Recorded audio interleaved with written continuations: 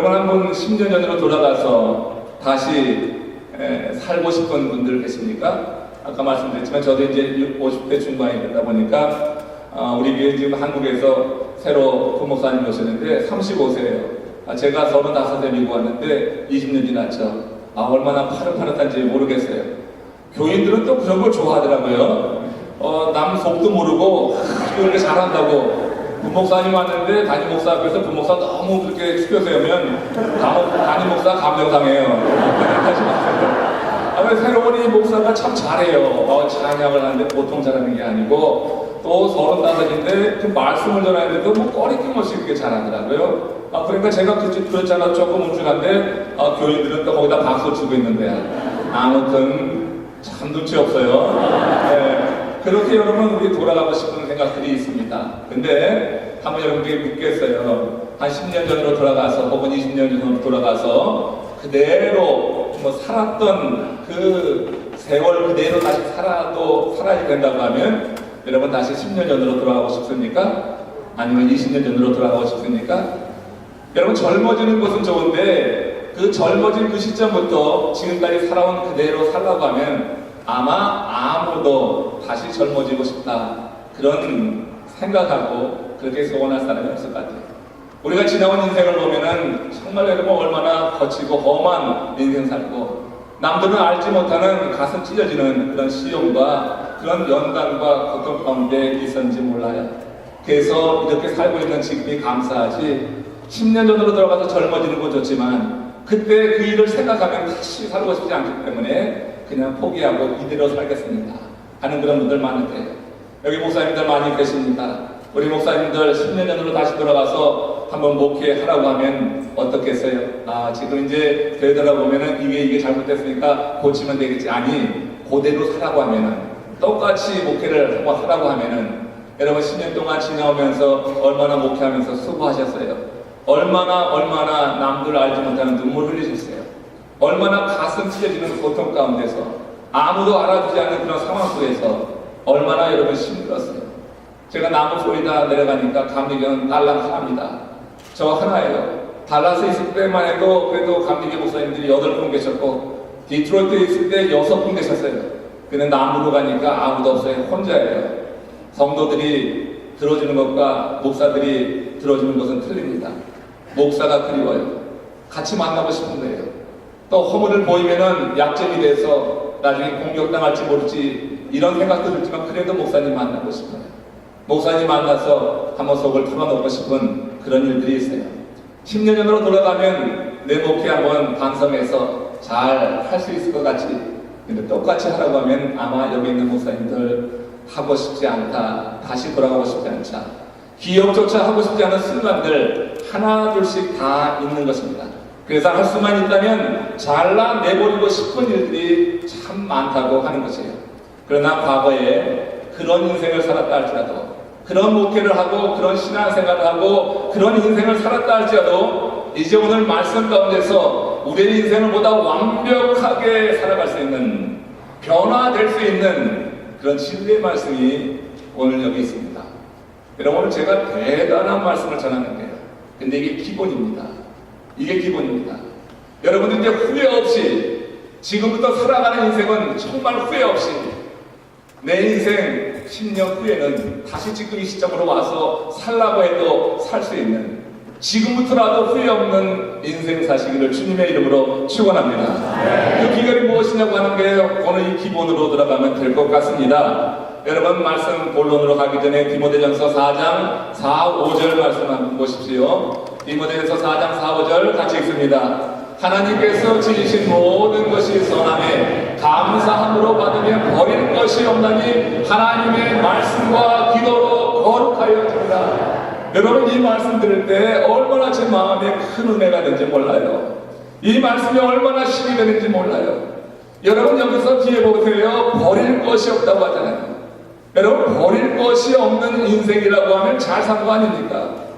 여러분 얼마나 잘라버리고 싶은 인생이 많습니까? 기억하고 싶지 않은 그런 순간들이 많습니까? 근데 지금 바울은 디모데에게 말하는 거예요. 내 인생 버릴 것 없는 인생 될 수 있다. 여러분, 이건 물론 음식에 관한 이야기지만 좀 확대해서 하나님께서 우리에게 허락하신 모든 인생의 사건과 사고와 내게 일어나는 모든 일들이라고 말할 수 있습니다. 하나님께서 지으신 모든 것이 선함을 누리시기를 축원합니다. 하나님은 선하시기 때문에, 하나님은 최고 선이시기 때문에 하나님이 지으신 어떤 피조물, 식물뿐만 아니라 하나님이 내게 허락하신 어떤 사건과 하나님이 내게 허락하신 어떤 내 뼈아픈 그런 일들이라 할지라도, 그것이라 할지라도 여러분, 버릴 것이 없게 되는 것은 뭐냐면 감사함으로 받으면 되겠어요. 하나님이 지으신 모든 것을 내가 감사함으로 받으면은 버릴 게 없다고 하는 거예요. 근데 감사함으로 받기 위해서 어떻게 해야 돼요? 감사함으로 받으려고 하면은 하나님의 말씀과 기도로 내게 벌어진 그 사건을 바라보고 해석하고 적용하는 그런 눈이 열려야 될 줄을 믿습니다. 내게 일어난 사건을 하나님의 말씀으로 여러분 해석하는 것입니다. 기도하면서 하나님의 뜻이 어디 있습니까? 정말 내가 견디기 어려운 이 아픔과 이 고통이 있는데 하나님 뜻이 있겠지요. 아버지, 하나님 뜻이 어디 있습니까? 내게 일어난 그 사건에 대해서 하나님의 말씀으로 조명해 보는 것입니다. 하나님의 말씀으로 비춰보면은 그 하나님의 말씀을 통하여서 우리는 하나님 앞에서 감사함으로 하나님이 내게 허락하신 그 일들을 맞이할 수 있겠다 하는 것입니다. 그래서 여러분, 하나님의 말씀과 기도로 내게 일어난 이 사건이 거룩하게 된다고 하는 거예요. 거룩하게 되는 거예요. 그것이 지금 내게 너무나 고통스러운 일이라 할지라도 하나님의 말씀으로, 기도로 그것을 해석하면은 그건 거룩한 것이 되는 거예요. 하나님의 특별한 목적이 있는 사건이 된다고 하는 거예요. 하나님의 특별한 목적이 있는 거룩한 것이 되기 때문에 하나님이 거룩하게 하실 것이니까 버릴 것이 없다고 하는 것입니다. 하나님이 쓰신 자는 느부갓네살 왕, 뭐예요? 아니죠. 바벨론 왕 느부갓네살도 하나님께서 내 종이라고 했어요. 그 악한 왕도 내 종이라고 했어요. 하나님이 쓰셔서 거룩하게 구별하면 그 종도 하나님이 쓰시는 기간은 막대기와 채찍기로 쓰시는 그 기간에는 그도 거룩한 존재가 돼서 내 종이라고 한 거예요. 내게 일어난 모든 사건들, 내게 일어난 여러분 같은 그런 말 못한 그런 일들을 여러분 하나님의 말씀으로, 기도로 해석하고 바라보고 적용하는 눈이 열리시기를 축원합니다. 그러면 버릴 게 없다고 하는 게, 버릴 게 없다고 하는 게 너무나 좋은 말씀이에요. 그래서 제가 이 말씀 여러분 집회할 때 정말 자주 인용하는 말씀입니다. 정말 여러분들, 이곳에 오신 여러분들이 앞으로 살아가는 삶 속에 버릴 것이 없는 인생이 되신다고 하면은 그건 10년 후에 다시 여기부터 시작해도 될 수 있는 그와 같은 완벽한 삶을 살게 될 줄로 믿습니다. 여러분, 바울은 같은 맥락에서 로마서 8장 28절에서도 이런 말씀했잖아요. 우리가 알거니와 하나님을 사랑하는 자, 시작, 곧 그 뜻대로 부르심을 입은 자들에게는 모든 것이 합력하여 선을, 모든 것이 합력하여 선을 이룬다고 하는 게 뭐예요? 버릴 게 없는 거예요. 버릴 게 없는 거예요. 하나님이 내게 허락하신 일들, 내가 살아가면서 겪는 모든 일들, 그런 게요, 모든 것이 시끄면 이게 왜 내게 이런 일이 왔는가, 정말 이건 잘라버리고 싶은데 하는 그런 일들도 모든 것이 합력하여 선을 이룬다고 하는 것은 버릴 게 없다고 하는 것입니다. 여기에서 여러분 주목해 봐야 되는 것이 있습니다. 이게 뭐냐면 하나님을 사랑하는 자지요, 하나님이 사랑하는 자가 아니란 말이에요. 하나님을 사랑하는 자라고 하는 게 하나님이 사랑하는 모든 세상의 사람들이 아니에요. 요한복음 3장 16절에는 하나님이 세상을 이처럼 사랑하사 독생자를 주셨으니 이는 저를 믿는 자라고 했어요. 하나님이 세상을 사랑한 거 보편적인 사랑이에요. 하나님이 정말 세상을 사랑하셨어요. 그렇지만 믿는 자에게 멸망치 않고 영생에 이르는 그런 복이 임하는 거예요. 그렇죠. 그러니까 하나님이 사랑한다고 하는 것, 세상에 있는 것 모든 거 사랑해요. 우리를 사랑해요. 그러니까 하나님의 사랑은 보편적인 사랑이에요. 이 보편적인 사랑에 우리가 믿음으로 고백하는 것은 여러분 다른 문제예요. 그래서 우리가 알거니와 하나님을 사랑하는 자가 아니에요. 하나님이 사랑하는 자가 아니라 하나님은 다 사랑하십니다. 다 사랑하십니다. 모든 민족이 구원받기를 원하시는 하나님, 다 사랑하기 때문에 모든 민족이 구원받기를 원하는 거예요. 그러나 여러분, 그 가운데 우리는 믿음으로 고백한 사람이에요. 영접한 사람이에요. 우리가 하나님을 사랑하는 사람이에요. 하나님이 사랑한 사람이요, 하나님을 사랑하는 사람이에요. 세상에는 하나님이 사랑한 사람이 있지만 하나님을 사랑하는 사람은 많지 않은 거예요. 우리는 그 가운데 구별된 하나님의 사람인 줄로 믿습니다. 하나님을 사랑하는 우리들의 삶 속에 하나님께서 모든 것이 합력하여 선이 되게 하신다고 합니다. 우리가 하나님을 사랑해야 될 이유가 있죠. 우리가 하나님을 뜨겁게 사랑해야 될 이유가 있죠. 살아있는 하나님의 말씀을 우리가 믿음으로 고백할 이유가 있어요. 내가 하나님에 대한 사랑을 고백할 때 하나님께서 모든 것, 내 인생에 찾아드는 모든 것을 합력하여 선이 되게 하십니다. 이 말씀은 다윗이 시편 23편에서 고백한 그 고백과도 일맥상통합니다. 여호와는 나의 목자시니 뭐라고 했었거든요? 내가 부족함이 없으려다. 여러분, 부족함이 없는 인생, 버릴 것 없는 인생이에요. 부족함이 없는 게 왜 부족함이 없습니까? 하나님이 합력하여 선이 되게 하시기 때문에. 근데 여러분, 이것이 어떻게 가능해요? 여호와 하나님이 나의 목자라고 하는 고백, 이건 믿음입니다. 믿음의 고백입니다. 하나님이 나의 목자시니, 하나님이 나의 목자시니 내게 부족함이 없으리다. 푸른 초장과 실만한 물가에 놓일 때만 부족한 것이 아니라 내가 실제로 사망의 음침한 골짜기를 지난다 할지라도 그때도 부족함이 없는 줄로 믿습니다. 여호와 하나님이 나와 함께 하시기 때문이라고 다윗은 그렇게 고백하는 거예요. 하나님이 함께 하시기 때문에 부족함이 없다고 하는 거예요.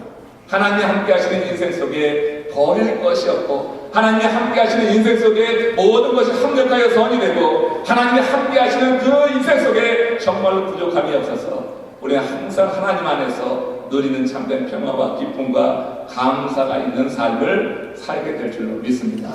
여러분, 지금부터라도 하나님이 지으신 모든 것이 선하니 감사함으로 받으면 버릴 것이 없나니 하나님의 말씀과 기도로 거룩하여 지으라고 하는 디모데전서 4장에 있는 말씀. 오늘 이 본문의 말씀은요, 오늘 본문의 말씀은 바로 그렇게 버릴 것이 없는 인생, 정말 하나님의 사랑하는 하나님의 사람들에게 합력하여 선이 되게 하시는 것, 정말 인생의 위기 아닙니까? 오늘 본문의 이 사도행전 6장에 있는 얘기는 초대교회에 찾아든 큰 위기 아닙니까? 오늘 여러분 낮에 보니까 그 서구로 그 모임의 두 번째 질문이 뭐예요?